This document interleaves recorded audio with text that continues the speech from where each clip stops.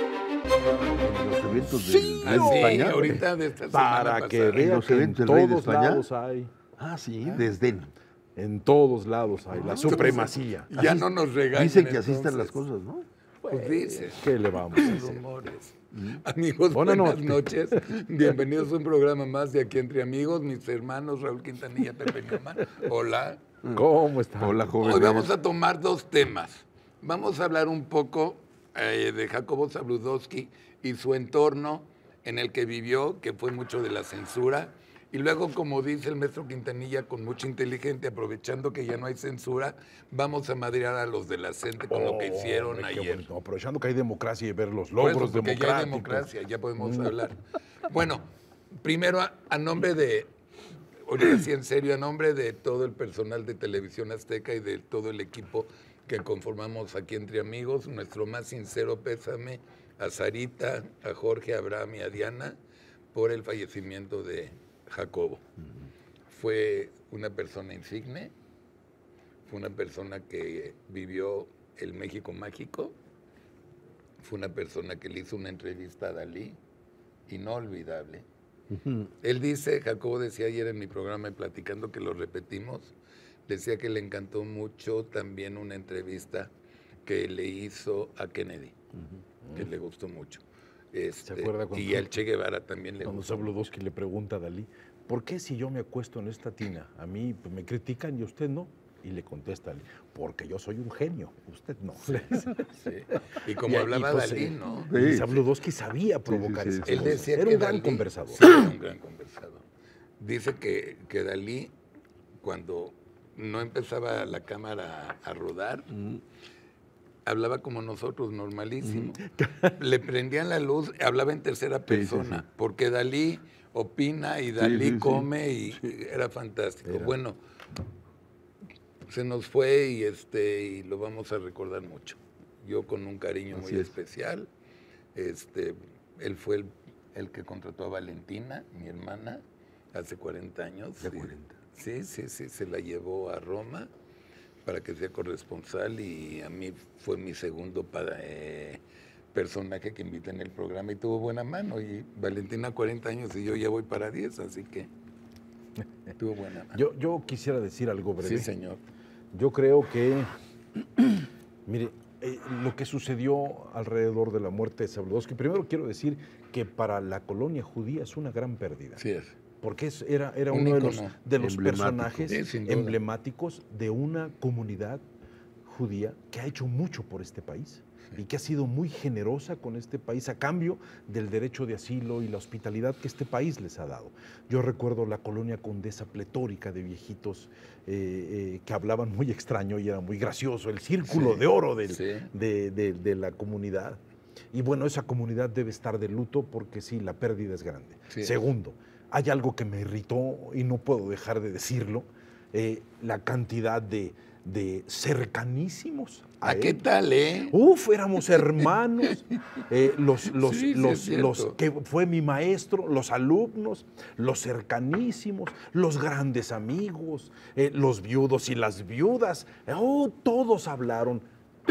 Doctor Neumann, yo no he conocido mexicanos más criticados en una época de 20 años que Jacobo Zabludovsky y Octavio Paz.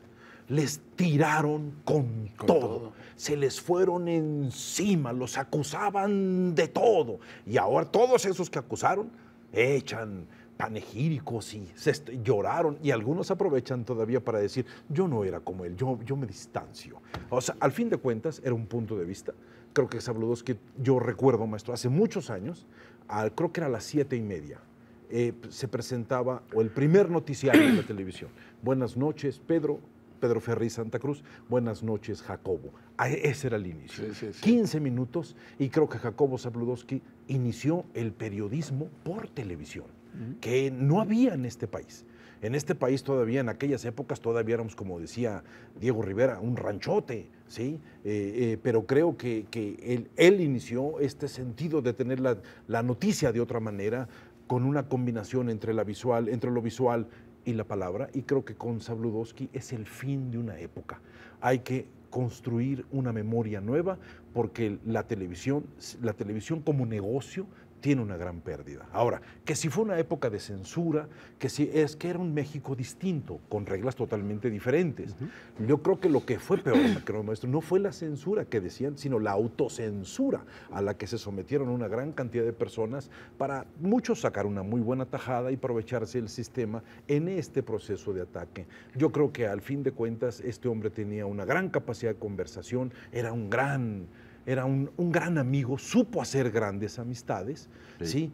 Y creo que tiene 3 fases, el Zabludovsky de cultura de esfuerzo, que empieza muy pobre en el barrio de la Merced, sí, claro. la segunda fase, la opulencia, el hombre lleno de poder, pues, porque era la gran figura de la televisión mexicana, y la tercera etapa fue cuando de manera dolorosa tiene que salir de Televisa, y él aprende a inventarse y construye un nuevo Jacobo Zabludovsky a través de la radio. Para mí es una pérdida, independientemente, y sí creo que todos los viudos y los cercanos que se acuerden de cómo criticaron a él y a Octavio Paz, ¿no? Yo creo contigo que sí es una gran pérdida para todos, un hombre entrañable, admirable en muchos sentidos, pero volviendo al punto, tú has hecho una distinción que me parece muy relevante. Y es hasta dónde llegaba la censura y hasta dónde empezaba o llegaba la autocensura. La autocensura. ¿No? Es indiscutible que sí había un propósito de las instituciones por mantener un cauce o la información dentro de un cauce, es innegable. Y en ese sentido sí había límites, a veces expresos y a veces tácitos. Pero también es cierto que, como tú bien dices, había mucha gente que en el afán de ser complaciente para ver qué obtenía, se imponía una censura que luego le achacaba a la censura. ¿No? La censura. Es cierto. Entonces, es cierto. Pues sí. él Esa no, autocensura fue terrible. Es vendía cierto, su es cierto. silencio Buenísimo. argumentando que se lo habían impuesto, Muy buena observación. que no es lo mismo, ¿no? Sí, es cierto. Y como de un tiempo a esta parte se ha reescrito la historia de México en la versión no lo oficial había para los pensado y jóvenes, tienes razón. Es que, mire, de verdad, la autocensura fue lo peor en este país, ¿eh? Se lo digo. pues era la ofrenda. Ahora, ¿no? maestro, nada más en 10 segundos. Sí. Los que sometían la censura eran los mismos que andaban en el medio periodístico marcando reglas a los demás cuando Así les es. tocaba estar en el poder. Así es. O sea, y ahora todos son santos. Así es. Es a lo que iba. De un tiempo a esta parte, por lo menos a las jóvenes generaciones, se les ha platicado un México que yo creo que a nosotros nos consta ese viejo México, que en buena medida es una caricatura. Y como la gente joven no tiene punto de referencia y la historia y la lectura de la historia se ha desacreditado, tampoco leen, ¿no? Entonces tienden a creer todo lo que se les dice, ¿no? Y en esa leyenda negra que los de hoy han contado la historia pasada de México, México era un país cerrado económicamente, ¿no? México era un estado totalitario donde no había libertad, ¿no? Claro. Se ha planteado una imagen dantesca del país, lo que a nosotros consta que no es así. No fue. ¿No? México no fue como ahora se dice que fue. Yo creo que en mucho hay el afán de los actuales de justificar sus valores y sus acciones, ¿no? Haciéndolos contrastar con un negro México, que en realidad los otros que lo vivimos sabemos que no fue así. Un negro México que tenía 9.1 de Producto Interno Bruto. Por ejemplo. Yo les platico una anécdota que me pasó siendo yo gerente de continuidad en Canal 8 del Grupo Monterrey. El Paleolítico TIN, superior, del maestro, TIN, los cromañones y los neandertales. ¿Se acuerdan que hubo un avión de Mexicana en Monterrey secuestrado para Cuba? Sí, claro. ¿Sí se acuerdan? Sí. Inclusive se puso de moda, fueron como Ok, 3 o 4. era la época de los secuestros, pero ese avión estaba parando y estaban cargando gasolina y quería volar a Cuba. Estaba nuestro equipo de cámaras en Canal 8 de Monterrey, en Monterrey, y mandó una unidad al aeropuerto. Y empezamos a transmitir en vivo. Les juro que en 20 minutos llegó Enrique Mendoza, director de la Comisión de Radiodifusión, a darle instrucciones a Juan Ruiz Gili, que era nuestro hombre del noticiero en punto. Bueno, yo vi, porque si yo era director de operaciones y de continuidad, aquí está Enrique Mendoza, aquí estoy yo. No es secuestro, no son terroristas, son ladrones comunes.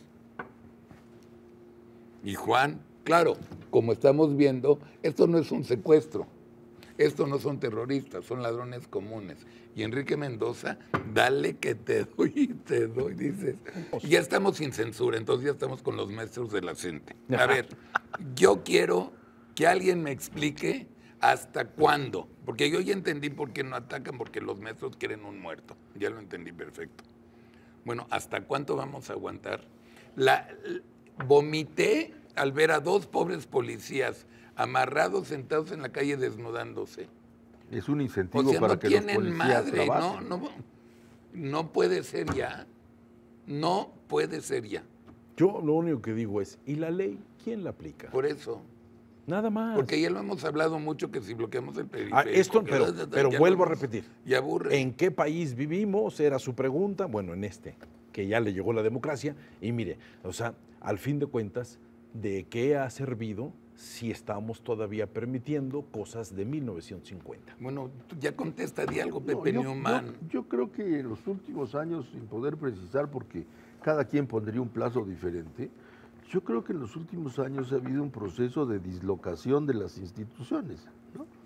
Proceso que ha sido promovido por muchos y que muchos lo han bautizado como un proceso de apertura, de humanización, como un proceso de avance, ¿no? De los cuales estos que tanto lo cacaraquean y lo elogian, pues obviamente se sienten paladines, ¿no? Yo pongo en cuestión que muchos de estos avances lo sean. Yo creo que el cambio es necesario, la adecuación es necesaria, la apertura es necesaria, pero una cosa es eso y otra cosa son los extremos a los que hemos llegado, en no pocos terrenos. En uno de los reportajes que se han reproducido de Sabludowski, él caminando por el Zócalo, decía cómo la calidad de vida en la Ciudad de México se ha transformado para mal en los últimos años, y él mencionaba en los últimos 30 años. Yo le formularía esta pregunta a todos los promotores de estos cambios, ¿no?